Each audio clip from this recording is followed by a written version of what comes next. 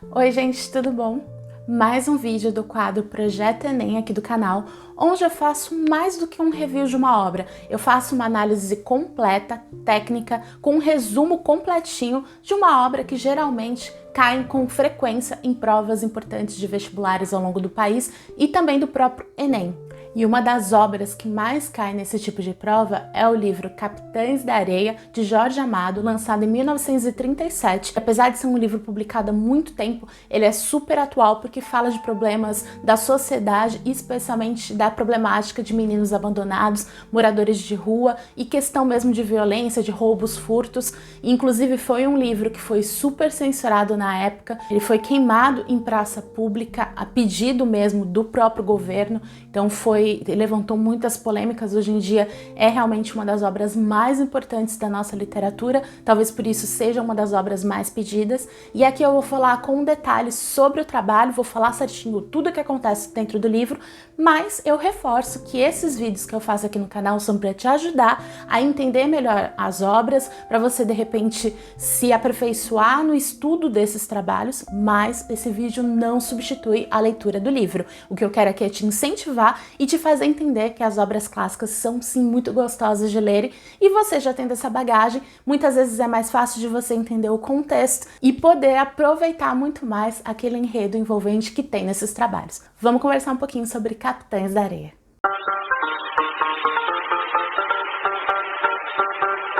Mas antes da gente começar, eu vou pedir para você dar uma conferidinha se você já está inscrito aqui no canal. Senão eu vou te convidar a clicar nesse botãozinho inscrever-se.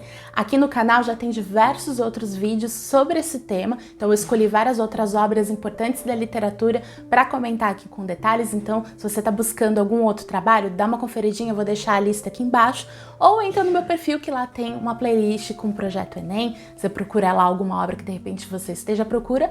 Mas além disso, aqui no canal eu falo muito sobre cinema, seriados, entre outros temas da cultura pop. Então, se você gosta desses temas, esse canal é para você. Já me ajuda e dá um joinha logo agora no começo do vídeo, que isso faz com que esse trabalho também seja divulgado para outras pessoas que de repente não conhecem o canal e estejam precisando aprender um pouco mais sobre literatura ou tenham curiosidade para saber um pouquinho mais sobre Jorge Amado e Capitães da Areia. Também aqui embaixo está marcadinho todas as minhas redes sociais, me segue por lá, eu vou ficar bem feliz. Em Capitães da Areia, a gente acompanha a história de um grupo de crianças e adolescentes que são abandonados, moram na rua e que praticam diversos roubos e furtos em Salvador, na Bahia, no fim dos anos 20. Eles são chamados de Capitães da Areia e eles são muito conhecidos porque a mídia local divulga bastante o que acontece com eles. São mais de 50 crianças e ali, logo no começo do livro, a gente acompanha o que a sociedade vê deles através de algumas matérias fictícias do jornal. Então a gente começa acompanhando algumas matérias que vão se prolongando ao longo do livro, onde a gente tem os relatos dos roubos que aconteceram. Então eles invadem algumas casas e fazem alguns roubos e também praticam alguns furtos no centro ali de Salvador. Nas matérias que são jornalísticas, teoricamente, a gente acompanha também algumas possíveis situações que possam agravar toda essa situação. Então, alguns momentos das matérias são apontados a falta de atividade realmente da polícia, de conseguir coibir aquilo, e aí tem uma carta, como se fosse uma carta-resposta da polícia, falando que eles fazem a parte deles, mas que eles precisam do juizado de menores para fazer algum trabalho ali com aqueles adolescentes. Aí tem uma outra situação em que o juizado de menor também manda uma carta para o jornal explicando, cinzentando de toda aquela situação, e diz que a culpa não é deles, que inclusive eles disponibilizam um reformatório onde teoricamente aquelas crianças e adolescentes, quando são encaminhados para o local, se regeneram, tem toda uma rede de apoio ali no local. E aí num outro momento a gente vê que existem cartas de pessoas mandando para o jornal contestando isso, inclusive uma mãe manda uma carta falando que isso é mentira, que eu aconselho vocês a visitarem esses reformatórios para vocês verem, lá são feitas sessões de tortura com essas crianças, elas saem muito pior. E aí fala que prova disso é o padre José, que conhece lá o espaço. Aí depois tem uma carta do padre falando que realmente tudo isso não é assim. Então já de início no livro a gente já percebe todo o contexto cultural e histórico que tem em volta daquela história que a gente vai ser apresentado daqui a pouco. Então você já tem uma bagagem de como era a situação social na época do local, que vai servir como plano de fundo para toda essa história dos Capitães da Areia. Aí a gente passa a acompanhar o que acontece de fato com essas crianças e adolescentes que formam esse grupo conhecido como Capitães da Areia. Eles são em si o personagem principal do livro, porque a gente não tem exatamente um protagonista. A gente tem o grupo Capitães da Areia.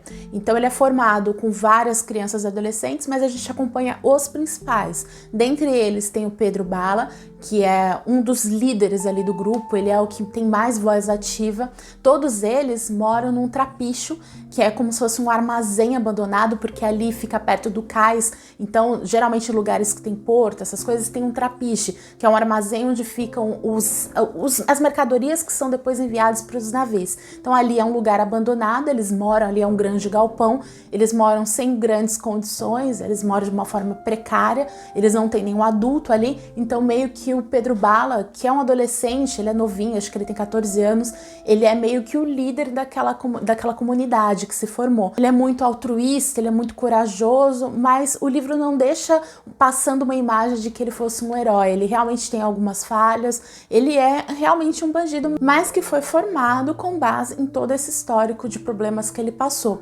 Ele é filho de um ex-sindicalista que foi assassinado durante uma greve, então aí já vem um primeiro conceito ali social em volta de tudo isso. Então ele tem um pouco dessa personalidade, ele é meio revolucionário, ele é meio corajoso, ele quer mudar as coisas, então ele sempre foi escolhido como líder, como a voz ali do grupo. Um outro personagem de destaque que tem ali nos Capitães da Areia é o professor, que também é um adolescente, ele é muito amigo do Pedro Bala, ele também tem bastante voz ativa ali, ele é o único desse grupo de vários, de dezenas de adolescentes que sabe ler, então é ele que lê as notícias dos jornais para eles, ele sempre tá lendo alguma historinha, algum livro, ele sempre cria histórias fantasiosas a mais, né, para aquelas crianças e adolescentes que estão ali. Ele também tem muita habilidade com pintura, tanto que ao longo do livro algumas coisas relacionadas a isso vão acontecendo, então ele tem essa visão um pouco mais artística ali do grupo, e ele também é uma pessoa super sentimental, mas obviamente ele sobrevive desses furtos e desses assaltos, assim como todas as outras crianças que estão ali. Dentre esses protagonistas também tem o Gato, que é o considerado o galã ali, ele sempre pega as menininhas, tal, ele é muito bonito em comparação aos demais, isso é uma coisa que é citada ali no livro. Inclusive, uma das principais tramas que gira em torno desse personagem é que ele se apaixona pela Dalva, que é uma garota de programa, inclusive, ao longo do livro, ela acaba perdendo o amante que ela tinha, ela acaba se envolvendo com o Gato, ele acaba virando meio cafetão dela, então tem esse arco. Tem também o Volta Seca, que é um rapaz que se diz ser afilhado do Lampião, então ele tem uma fascinação pelos cangaceiros, ele tem essa visão meio de sociedade, de roubar dos ricos para ajudar os pobres, o sonho dele é ir junto com os cangaceiros. Tem também o Sem Pernas, que é um outro adolescente ali, que é um dos mais violentos, ele tem, como ele manca, ele sofre algumas coisas nesse sentido, e ele acaba usando essa deficiência dele para facilitar os roubos dos Capitães de Areia. Então ele passa alguns períodos, às vezes, na casa das pessoas, ele procura as pessoas falando que ele tem uma deficiência, precisa de ajuda, essas pessoas o acolhem, e ali ele começa a descobrir o que essas casas têm de valor e tudo mais, e dali a uns dias os Capitães da Areia vão lá e roubam tudo. Inclusive ele tem em alguns momentos ele sofre um pouco de dor na consciência por causa disso, mas a gente também vai entendendo que todo o passado dele também o levou a isso, né?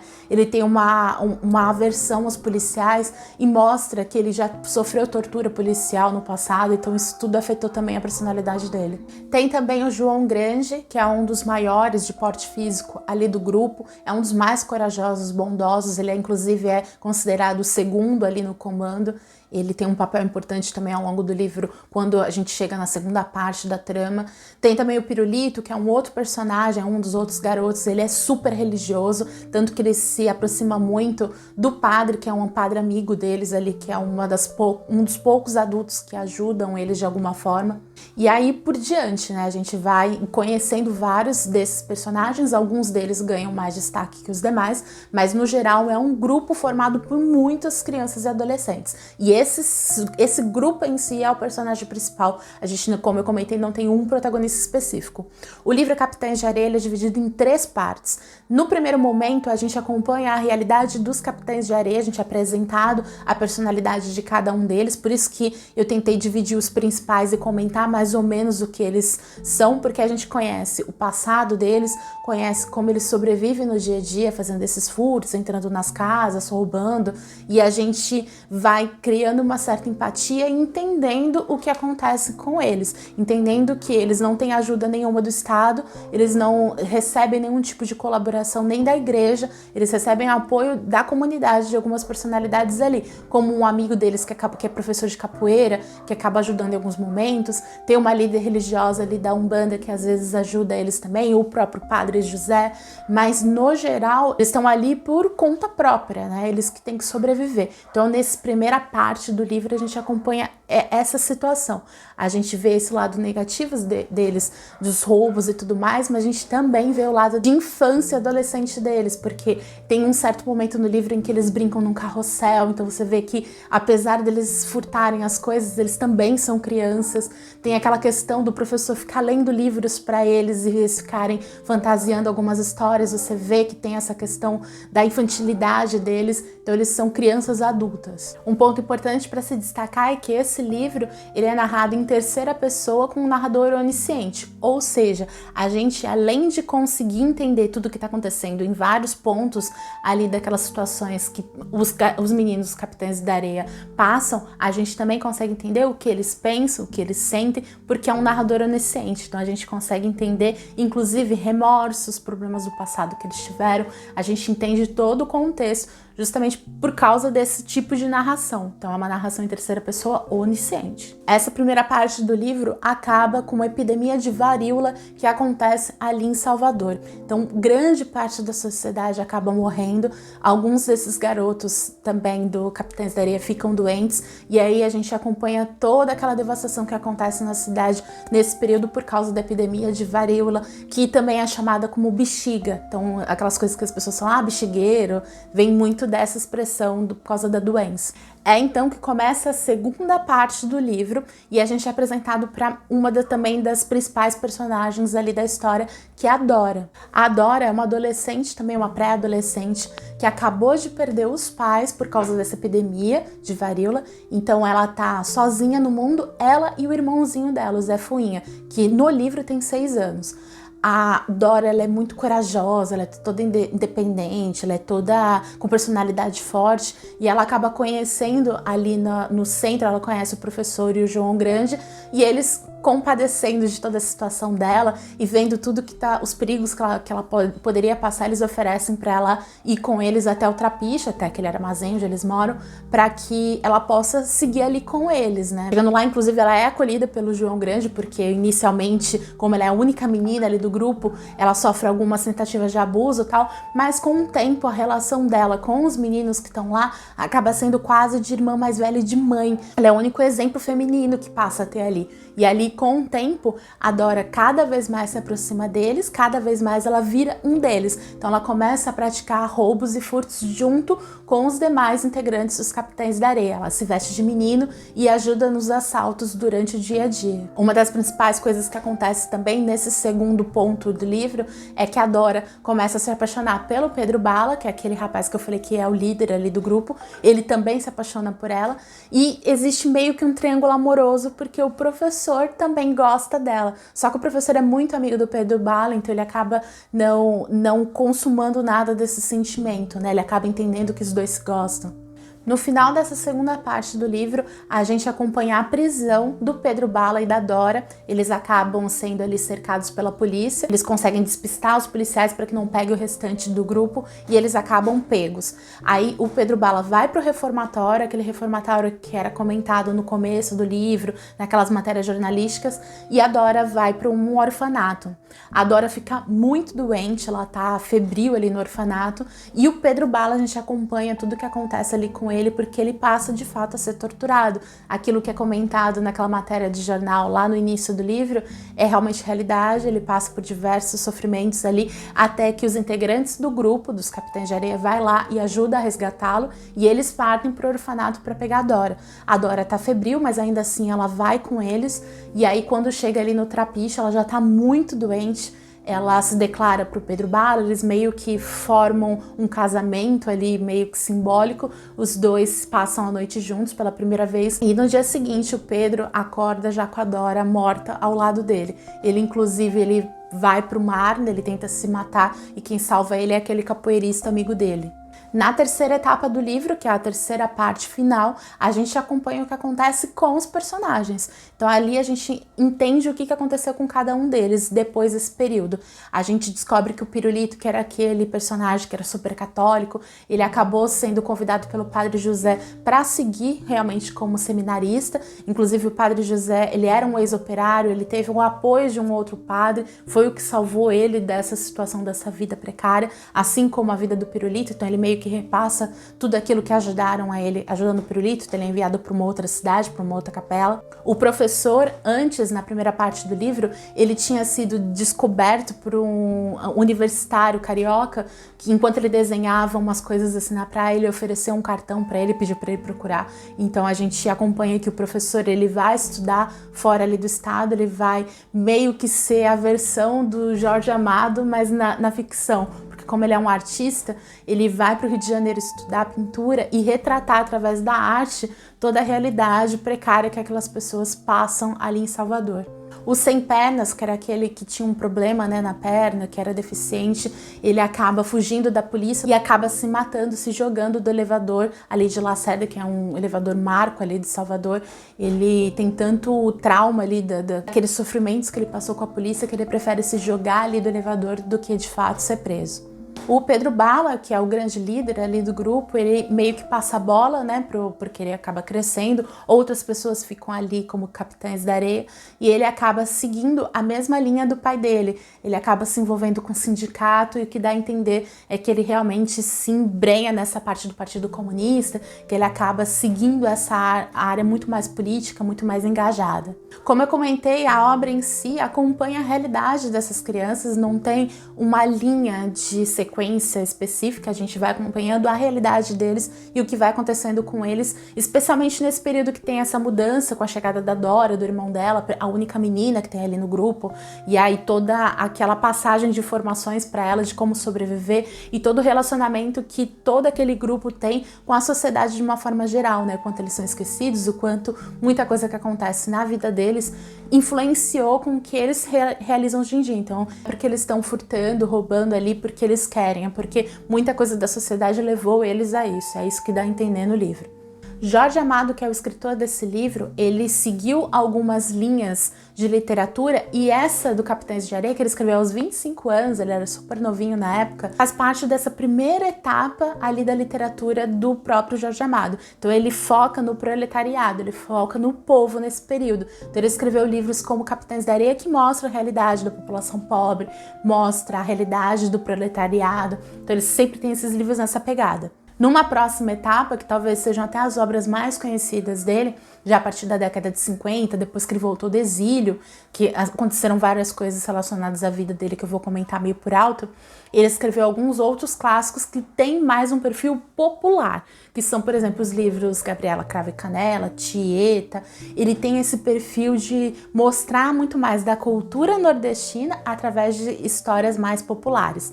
Então ele já mudou um pouco o perfil, ele não tá tão panfletário assim, tão de denúncia assim.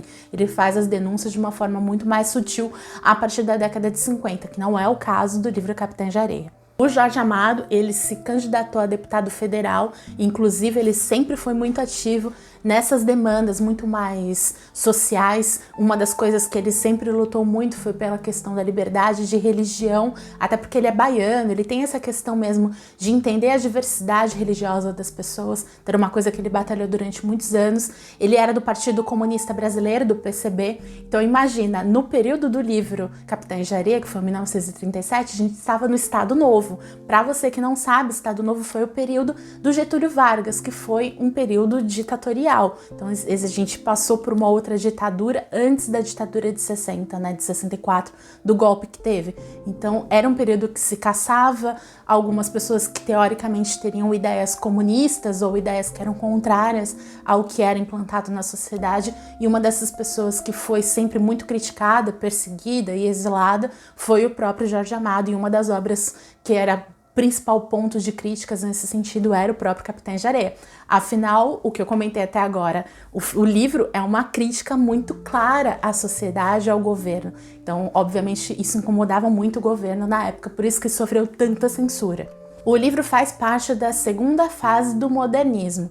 Nos outros vídeos aqui do canal que eu comento sobre literatura, que eu falo sobre esse projeto Enem, eu já comentei de outras fases das escolas literárias, como por exemplo o romantismo, o realismo. O modernismo é uma fase um pouco mais atual que fala sobre as realidades de fato, então sem tanto florear sobre as coisas. E essa segunda fase do modernismo ainda vai além, porque tem essa visão do regionalismo, então a gente não está falando só das minorias, como muitas vezes era falado antes da minoria do Rio de Janeiro, das grandes metrópoles. A gente está falando também do povo, do Nordeste, da seca, da população retirante, a gente está falando dessa etapa. Tanto que ele também faz parte de uma etapa também da literatura chamada romances de 30 ou neorrealismo, que são esses romances modernos, né, da fase da segunda geração modernista, mas que foram lançados a partir do ano de 1928 e que tem como foco essa realidade muito mais regional. Tanto é que os principais autores que entram nessa fase, nessa etapa do neorrealismo, dos romances de 30,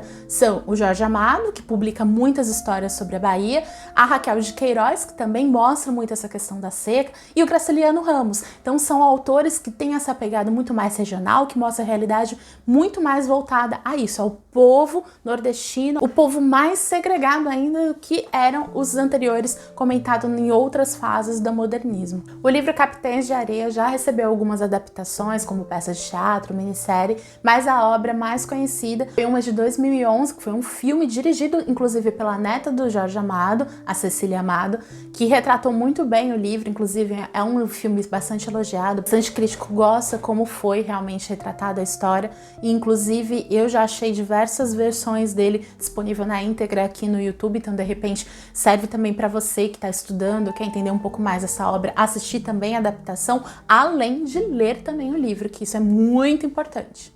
Então foi isso, gente. Eu espero muito que você tenha gostado do vídeo, que esse vídeo possa ter te instigado a querer ler a obra, te ajudado a entender melhor do que se trata a obra, ainda mais por causa desse contexto histórico todo por trás do trabalho, porque isso faz diferença para a gente entender a importância do trabalho, o quanto ele foi realmente importante.